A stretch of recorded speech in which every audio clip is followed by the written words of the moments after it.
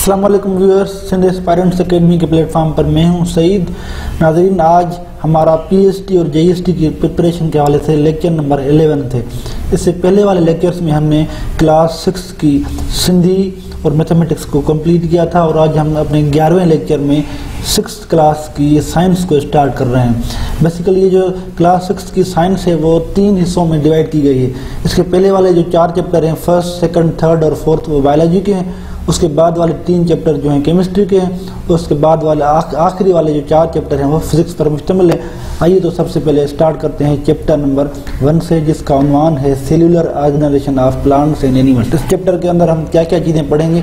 हम पढ़ेंगे cell, microscope, animal and plant cell, unicellular and multicellular organisms और दीगर सारी अहम चीज़ें। स्टार्ट करते हैं इस चैप्टर की समरी के बारे में। जैसा कि ये चैप्टर है ही सेल के बारे में, तो सेल बेसिकली है क्या? Cell is a basic unit of life. Cell एक ऐसी चीज़ है जो किसी भी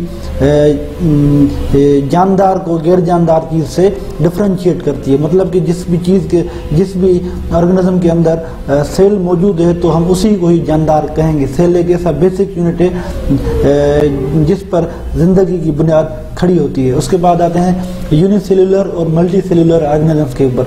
यूनिसेल्यूलर ऑर्गेनिजम्स वो जानदार होते हैं जिनके अंदर सिर्फ और सिर्फ एक सेल होता है और वही एक सेल उनकी बॉडी के सारे फंक्शन परफॉर्म करता है, जैसे एमोबा, पैरामीशियम या यूग्लिना। उसके बाद आते हैं मल्टी सेल्यूलर। मल्टी सेल्यूलर ऐसे जानदार होते हैं जिनमें एक से ज़्यादा सेल होते हैं, बहुत सारे, जिसमें प्लांट्स और एनिमल्स आ जाते हैं। उसके बाद आते हैं माइक्रोस्कोप। माइक्रोस्कोप क्या है? माइक्रोस्कोप एक ऐसी चीज़ है जिसको उन चीज़ों को देखने के लिए इस्तेमाल किया जाता है जो चीज़ें हमें आम आँख से नज़र नहीं आती। ठीक है, उसको जो है 16वीं सदी में डिस्कवर किया गया था ताकि उन चीज़ों को देखा जा सके जो हमें आम आँख से नज़र नहीं आती। उसके बाद आते हैं प्लांट और एनिमल सेल में।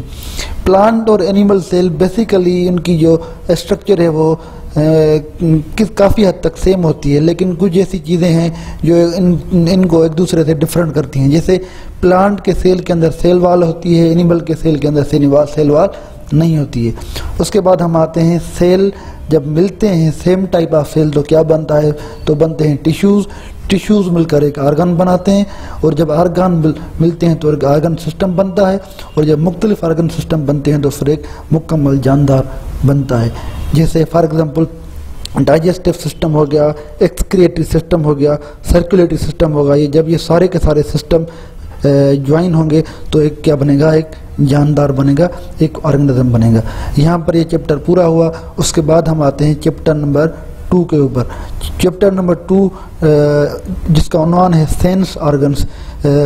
इस चैप्टर के अंदर हम पढ़ेंगे कि जो हमारे हवास हैं, इस देखना, छूना या किसी चीज़ को जो है टच करना, इन सारी चीज़ों के बारे में हम 1 बाय 1 पढ़ेंगे। सबसे पहले आते हैं सेंस ऑर्गन्स के ऊपर। बेसिकली सेंस ऑर्गन कौन कौन से हैं? एक होती है आई यानी कि आँख, जिससे हम देखते हैं। उसके बाद नोज़, जिसके अंदर नेजल कैविटी होती है जिसके ज़रिए हम किसी भी चीज़ को सूंघते हैं। उसके बाद आती है हमारी स्किन, जो हमें किसी भी चीज़ को टच करने में या किसी चीज़ की टच को समझने में मदद देती है। उसके बाद आते हैं टंग, जो हमें किसी भी चीज़ को टेस्ट करने में मदद देती है, जिसके अंदर होते हैं टेस्ट बड्स। उसके बाद ईयर, जो हमें किसी भी चीज़ को सुनने में मदद करते हैं। ठीक है, उसके बाद हम आते हैं chapter number 3 photosynthesis and respiration के ऊपर। इससे पहले वाले जो 2 चैप्टर्स हमने पढ़े हैं वो और आने वाले 2 चैप्टर, इन सब चैप्टर के एंड के बाद हम आखिर में इन सारे के सारे चैप्टर्स के MCQ पढ़ेंगे 1 बाय 1। अब आते हैं चैप्टर नंबर 3 जो है फोटोसिंथेसिस एंड रेस्पिरेशन के बारे में। इसके बाद इस चैप्टर के अंदर हम लीफ के बारे में पढ़ेंगे, फोटोसिंथेसिस के बारे में पढ़ेंगे, फोटोसिंथेसिस की अहमियत क्या है, रेस्पिरेशन प्लांट्स में कैसे होती है, वगैरह वगैरह। सबसे पहले आते हैं equation of photosynthesis. Photosynthesis basically क्या है? फोटोसिंथेसिस एक ऐसा अमल है जिस अमल के दौरान लाइट का इस्तेमाल करते हुए प्लांट्स अपना फूड प्रिपेयर करते हैं। उनको लाइट के अलावा जिन चीज़ों की ज़रूरत होती है उनमें है कार्बन डाइऑक्साइड, दूसरा है वाटर। जब ये दोनों चीज़ें मिलती हैं सनलाइट की मौजूदगी में तो उसके नतीजे में जो उसकी प्रोडक्ट मिलती है वो क्या मिलती है? ग्लूकोज और ऑक्सीजन। ठीक है, लीव्स के अंदर क्या क्या चीज़ें होती हैं? Leaves are wide and flat to create large surface area and to absorb more sunlight. Leave की जो सरफेस एरिया होती है वो बड़ी होती है ताकि वो ज़्यादा से ज़्यादा सनलाइट को एब्जॉर्ब कर सके। वो क्या चीज़ है जो सनलाइट को ट्रैप करती है इसके अंदर, वो है क्लोरोफिल। क्लोरोप्लास्ट के अंदर क्लोरोफिल होते हैं जो सनलाइट को ट्रैप करते हैं, जैसे यहाँ पर इक्वेशन के अंदर लिखा हुआ है। Leaves are wide as gases can reach easily, ठीक है। उसके बाद लीव्स है small pores called stomata. Leaves के अंदर स्मॉल पोर्स होते हैं, छोटे छोटे सुराख होते हैं जिनको हम कहते हैं स्टोमेटा, जो गैसेज एक्सचेंज में करते हैं मदद। Leaves have lots of veins to transport water and glucose. उसके अलावा लीव्स के अंदर वीन्स होती हैं छोटी छोटी, जो वाटर और ग्लूकोज की ट्रांसपोर्टेशन के हवाले से इनकी मदद करती हैं, ठीक है। उसके बाद हम आते हैं डायरेक्टली इस चैप्टर की समरी के ऊपर। समरी में क्या हमने पढ़ा? हमने पढ़ा फोटोसिंथेसिस। फोटोसिंथेसिस क्या है? एक ऐसा अमल जिस अमल के जरिए प्लांट्स अपना फूड प्रिपेयर करें। वो फूड कैसे प्रिपेयर करते हैं? कार्बन डाइऑक्साइड और वाटर के रिएक्शन के नतीजे में। वो रिएक्शन किस चीज़ की मौजूदगी में होता है? वो होता है सनलाइट की मौजूदगी में। उसके नतीजे में क्या मिलता है? ग्लूकोज और ऑक्सीजन, ठीक है। कार्बन डाइऑक्साइड और वाटर मिलते हैं, नतीजे में हमें मिलता है ग्लूकोज एंड ऑक्सीजन। किस चीज़ की मौजूदगी में? सनलाइट और क्लोरोफिल। इसके एंड में हम इसके एमसीक्यूज पढ़ेंगे। उसके बाद हम आते हैं चैप्टर नंबर 4, जो चैप्टर है इन्वायरमेंट एंड इंटरेक्शंस के बारे में। इस चैप्टर के अंदर हम पढ़ेंगे बायोटिक कंपोनेंट्स, एबायोटिक कंपोनेंट्स और दूसरी चीज़ें। आते हैं बायोटिक कंपोनेंट्स कौन से होते हैं। बायोटिक लफ्ज़ से ही मुराद है कि जानदार जो जिंदा हों। अबायोटिक जो होते हैं वो होते हैं गैर जानदार, जिनमें light, air, soil, temperature, water वगैरह। बायोटिक कंपोनेंट्स में हमारे प्रोड्यूसर, कंज्यूमर एंड डिकम्पोजर्स आ जाते हैं। उनको हम पढ़ते हैं कि प्रोड्यूसर्स, डिकम्पोजर्स, कंज्यूमर्स क्या होते हैं। सबसे पहले आते हैं हम प्रोड्यूसर के ऊपर। Green plants, algae and some bacteria that can make their own food by using water and carbon dioxide in the presence of sun's energy are called producers. सब्ज प्लांट्स, algae और बैक्टीरिया या ऐसे जानदार जो अपना food खुद prepare कर सकते हो, उनको हम कहते हैं प्रोड्यूसर्स। उसके बाद आते हैं कंज्यूमर्स। कंज्यूमर्स क्या होते हैं? Animals that get their food by eating plants or other animals are called consumers. Consumers वो होते हैं जिनमें खुद ये कैपेबिलिटी नहीं होती है अपना फूड प्रिपेयर करने की, तो वो क्या करते हैं? प्रोड्यूसर्स को खाते हैं, तो उनको हम क्या कहते हैं? कंज्यूमर्स। और वो कंज्यूमर्स जो सिर्फ और सिर्फ प्लांट्स को खाते हैं, जैसे हमारी गाय हो गई, बकरी हो गई या हमारा रैबिट, तो उनको हम कहते हैं प्राइमरी कंज्यूमर्स।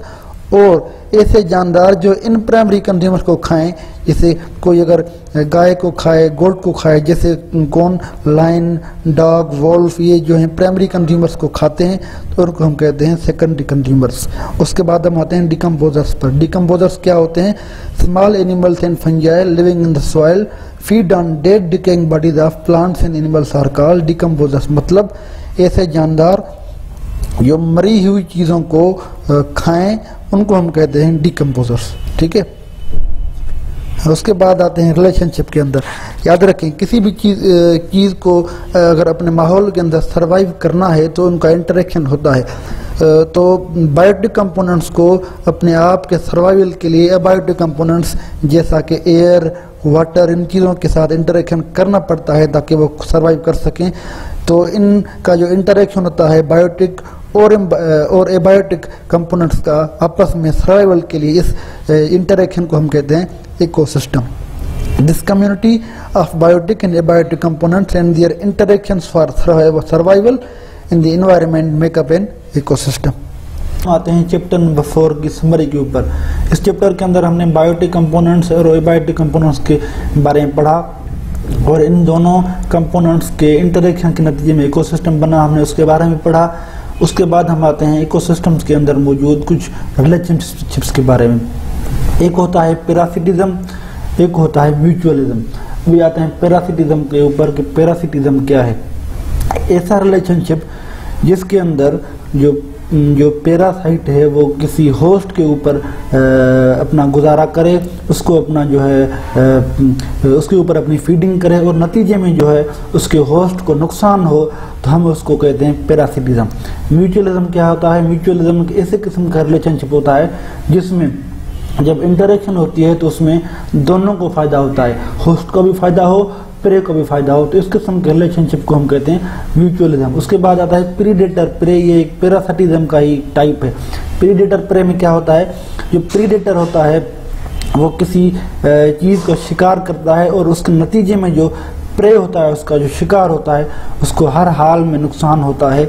जैसे अगर हम एक जो है रिलेशनशिप देखते हैं डियर और लायन का, जिसमें लायन अगर अटैक करे डियर के ऊपर तो उसके नतीजे में जो डियर है उसको नुकसान होगा।